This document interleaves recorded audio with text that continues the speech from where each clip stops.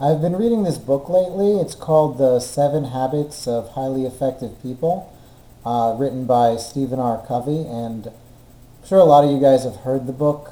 I've heard of it before. Just got through it my first time. I actually am using an audiobook version of it, so I'm listening to it a few times because I'm not usually 100% in it like I am with a physical book. On this audiobook, I am at the gym working out or driving, stuff like that, so it's not as intense as when I'm sitting there reading. But one thing really struck me, and he was talking about planning, and he actually talked about daily planning versus weekly planning. And I've always been taught daily planning, daily plan. Write your list for the day. Make your plans for the day. Do everything on a one day at a time basis. And with life, there's really no option other than to live one day at a time. But with planning, you're obviously planning ahead.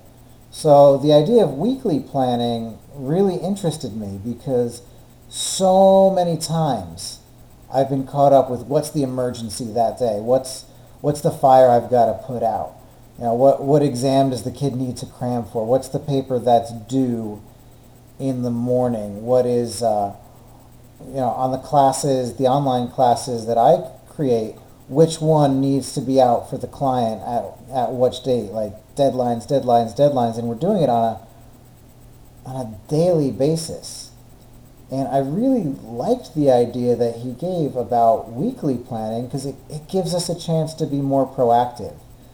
So if you're a parent, don't worry about what test is that day. If the test is the next day, you're already too late.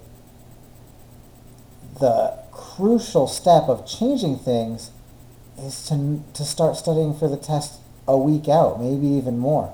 Start writing that paper and planning it a week out, probably even more. So if we switch from daily planning to weekly planning, we get to take the long view and we're putting out less fires. We're not running around so frantically because we've actually planned ahead.